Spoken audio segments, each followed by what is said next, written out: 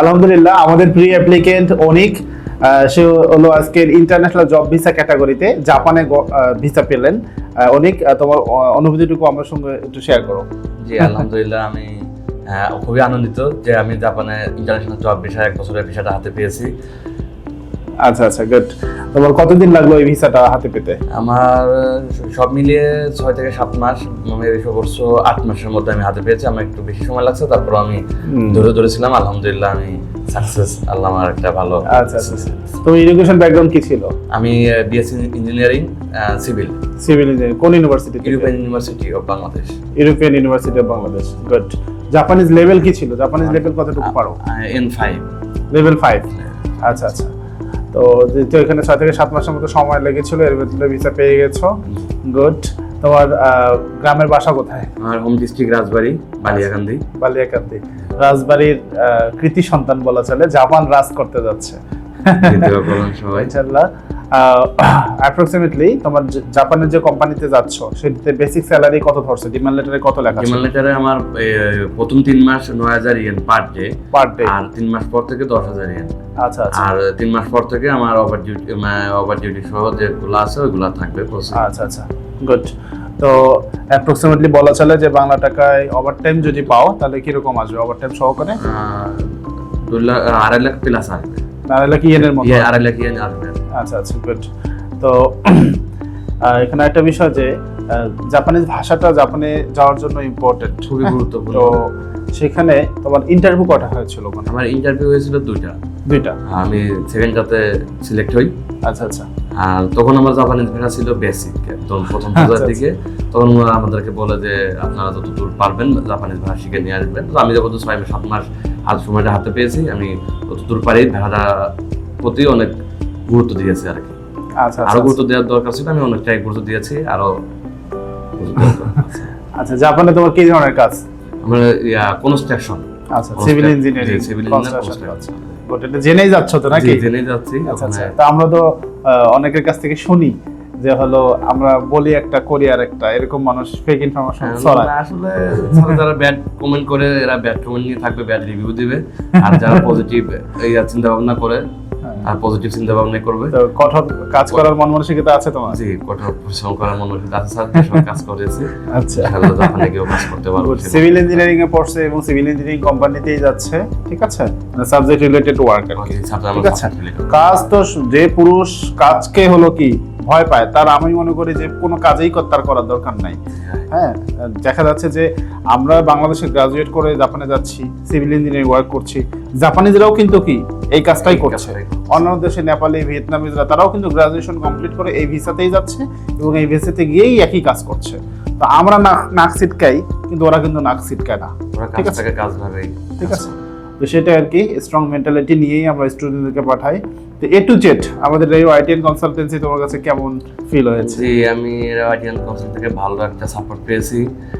অনেকেই বলে সময় বেশি লাগে, সিও আসতে সময় বেশি লাগে। আসলে এগুলো হলো এজেন্সি অনেক বিষয়, ইমিগ্রেশনের বিষয় থাকে, তো এগুলোর জন্য অনেক সময় লেট হয়। তো একটু ধরে থাকলে পরে এজেন্সি আইটিএন কনসালটেন্সি খুব ভালো একটা সাপোর্ট দিবে। যদি কেউ এখান থেকে ইন্টারন্যাশনাল জব ভিসা দিতে চান বা আরো যে আদার্স জব ভিসা আছে, আপনারা নিঃসন্দেহে দিতে পারবেন। শুধু পজিটিভ চিন্তা ভাবনা থাকলে রেওয়াইটি আপনার পাশে আছে।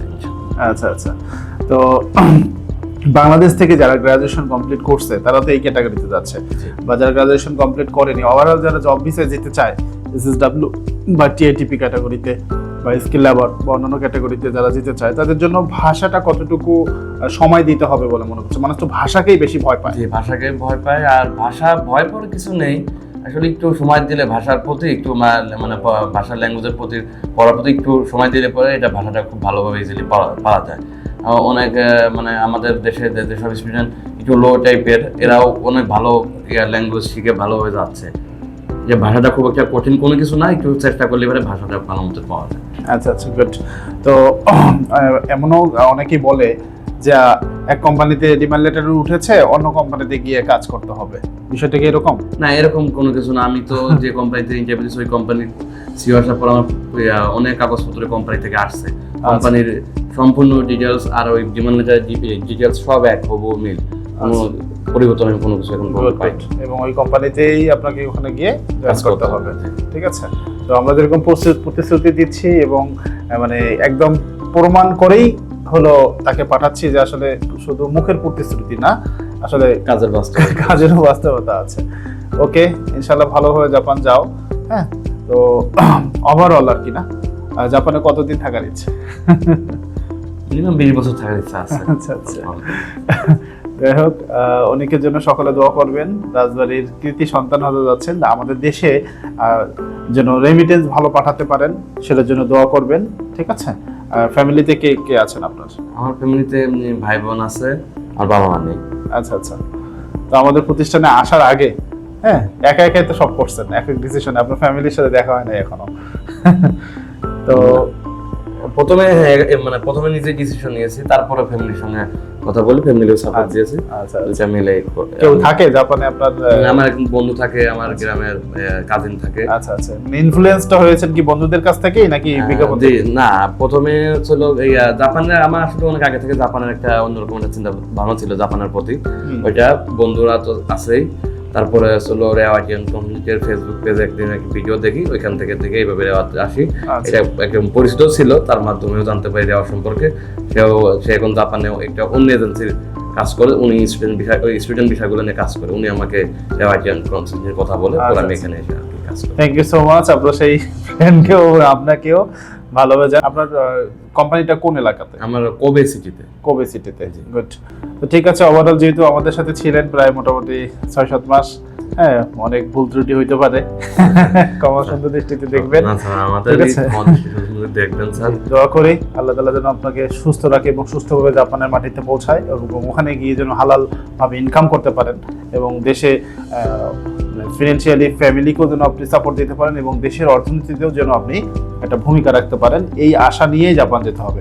মাথায় অল টাইম এটা রাখতে হবে যে এক একটা রেমিটেন্স যোদ্ধা মানে বাংলাদেশ, এক একটা বাংলাদেশ।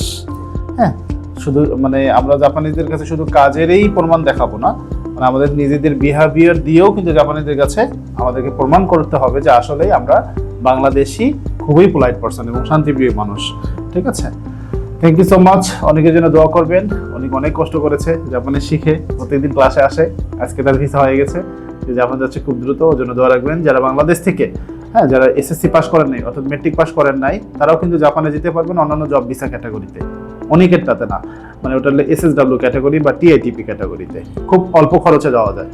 এবং ইন্টারন্যাশনালতে গেলে একটু প্রাইভেটভাবে যেহেতু আমরা প্রসেসিং করে থাকি, একটু খরচটা বাড়তি আছে।